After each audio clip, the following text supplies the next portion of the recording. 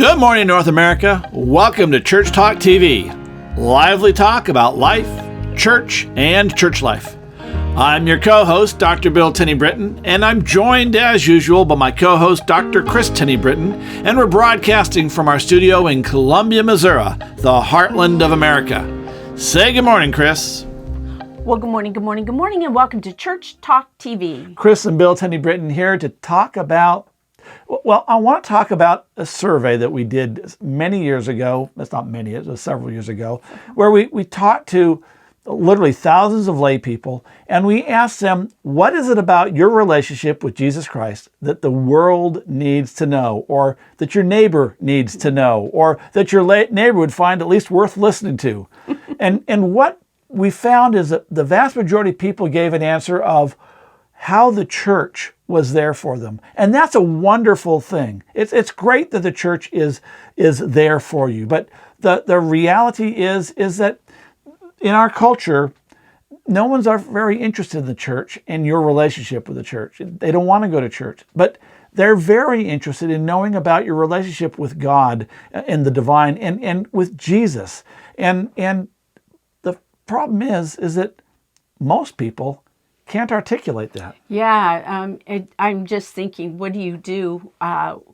What happens to the relationship you think you have with Jesus when your church fails you? Right? And a lot of people get angry with the church and whatnot, and that's then where we see no longer Christians. The duns, right. Really about the church. Anyways, to help people in articulating and finding, right? I think finding, articulating, and then being able to share with others about Jesus, we put together, and actually you are the one who put this together, or came up with this idea, which I think is brilliant, the 5 faces of Jesus. And so considering these different faces of Jesus, people are able to answer that question that Jesus posed in the New Testament book of Matthew.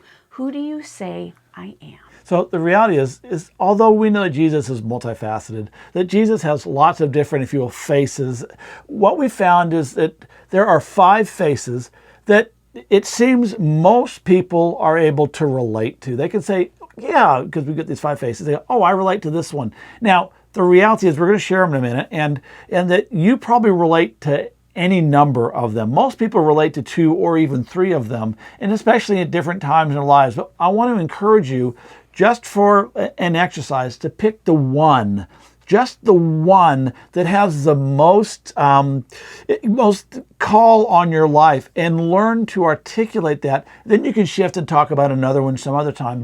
But learn to share what is it about your relationship with Jesus that the world needs to know based on one of these 5. Share that with someone several times, and pretty soon you'll find you're able, when someone says, why do you go to church?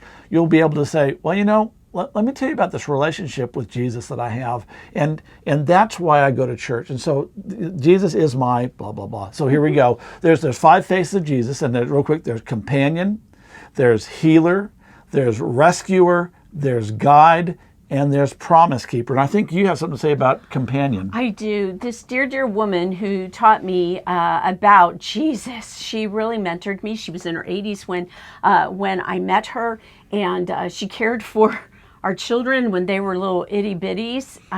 She was just this woman of God from down in the middle of Georgia, raised quite rurally, and we call her Nanny. Everyone called her Nanny. And Nanny had such this relationship with Jesus that one night you were down camp directing, or being a counselor, camp counselor, with our 2 middle children. And tornadoes, horrid storms came.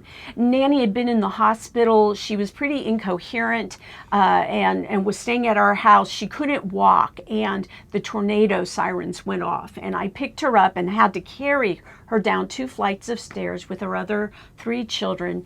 And we were down there, and she just sat there and she said, she said, we don't need to be scared. I said, okay. And she said, let's just praise Jesus. And so we sat there and we sang songs until the sirens had stopped. We waited for a little while, and then everyone was able to return to their rooms, and I carried her back up the stairs. She knew Jesus as her companion, and she brought that companion with her that night. So there's one. So maybe you're able to relate to Jesus as companion, and that's the face that you most relate to. One that I find that we relate to as a family is Jesus as healer. We have a granddaughter who was born with a deformed heart. We didn't know it was a deformed heart when she was first born, but it became very apparent very quickly. And my daughter, who is in medical services now, perhaps because of this event, she called the doctor when her daughter was having some issues, and the doctor said, let me come in, or bring her in, and let's take an x-ray. And then they found that her heart was misshaped. She was actually missing a section of her heart. And so that was a Monday, and she called me and said, listen, I need you, Dad, to meet me at the Children's Hospital in Portland, Oregon, because on Friday, because they're going to prep Carson for surgery, and then on Monday they're going to do the heart surgery. Could you come down to be with me? And I said, well, absolutely. That's what the dad thing is. And so on Thursday night, actually it was on Friday morning on my way down, I got a call from a dear church member who called and said, Sharon. Her name was Sharon, yep, who called and said, I want you to know, Pastor Bill, that I was praying for Carson. And I said, great. She says, and God has given me a message for you. And I'm like, okay. And she said, God told me to tell you that the baby's heart is perfect. And I thought, well, okay, if you say so. And I just took it as that God is saying, you can take comfort in that. Well, I got lost going to this hospital, and I ended up there almost 45 minutes after my daughter and the kids were in the surgical consult. And I finally found my way into the hospital, and I'm walking down into the surgical conference wing, and my daughter and family come out of the office down the hall. I see them come out, and my daughter's got this big grin on her face. And okay, I wonder what that's about. And she sees me, she comes running, she throws her arms around me, says, Dad, they did a CAT scan today, and the baby's heart is perfect. The exact words that Sharon called. And there's x-rays that show a deformed heart. There's a CAT scan to show a perfect heart. And there's a woman who prayed literally all night long. She paced the floors and prayed for Carson.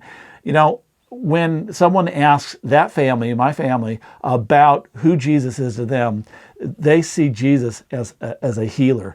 Maybe that maybe that relates to you. Maybe it's the healing of a heart or healing of some other hurt. But that Jesus as a healer is someone that you relate to, and I can tell you that's a face of Jesus that others can relate to as well. Yeah, thank you. Well, the third face, as you mentioned, is Jesus as rescuer. And those of us that are in 12-step programs, we know him very well as our rescuer. If you are in recovery or know of someone who's in recovery or know of people that sit around recovery rooms, no doubt you have heard about how low we're able to sink in whatever it is we need recovery from, how low we are able to sink, and how Jesus, our higher power, but those of us know that it's Jesus, how he comes and rescues us, how he lifts us up out of those gutters, out of those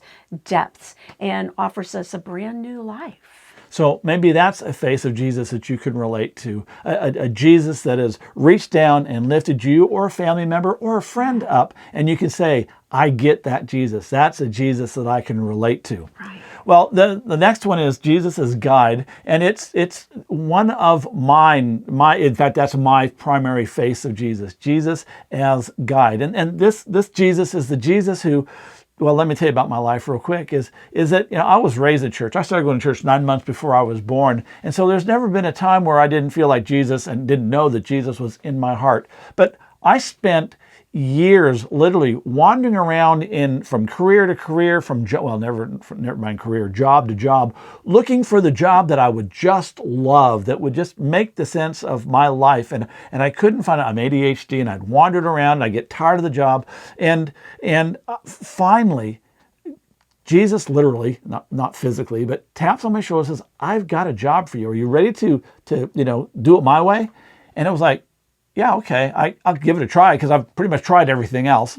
And so I started on this path of, for me, that was ministry. For my dad, it was chemistry. And, everyone has their own call into whatever God is calling you into. But for me, it was ministry. And my whole life it really came together from that point on as it began to make sense. And that Jesus is like, if you will, like an Indian scout. And he goes out over the hills, and he looks and he sees what's out there, and he says, he waves and he says, come on, we're going this way. And sometimes it's great and sometimes it's scary, but it's always the most interesting and fascinating and exciting life, because Jesus keeps saying, come on, we're going this way. He guides my life, and it has been a blast in this ride. So maybe you understand, or you can relate to Jesus as a guide, someone who has, given you direction and purpose in life. Maybe that's the face of Jesus that your neighbor needs to hear about. Yeah, thank you. Well, the fifth is Jesus as promise keeper. And our example for that is Bill's stepmother, Dolores' mom, and she died, I think, 3 years ago now from lung cancer. And very quickly, she was diagnosed within 3 months. She had passed. But the reason for that is that she believed that Jesus keeps his promises. And I don't want to say believe. She knew. That's right. It was beyond that belief. Jesus keeps his promises. And so when it was time, when she was diagnosed, very surprisingly, diagnosed with the lung cancer, they looked at treatment options and everything else. And of course, everybody wants her to go through the treatment options, because that's what we do, right? Right, exactly. And there were some promises of success, or not promises, but lung cancer can be pretty bad. But there was some sense with what she had that she would respond. She'd be responsive. And but she said, no, I'm not going to go through that. And because Jesus keeps his promises. And quite honestly, I've been waiting for this one. And so she was able to live out her last couple of months, 2-3 months, with family, and there was nothing more to get ready for, right? I mean, just saying goodbyes. And so she did, and she was ready to go. So maybe that's the Jesus that you can relate to, the Jesus that your neighbor needs to hear about, that Jesus keeps his promises. He walks with you in the darkest of the dark, and walks with you no matter what. So maybe that's the Jesus. So there's 5 faces of Jesus, and I hope you've found one that relates to you. And then if you'll learn, put together your story of how Jesus has impacted your life. And when someone asks you a question about church or your religion or whatever, you can articulate how Jesus has been there for you.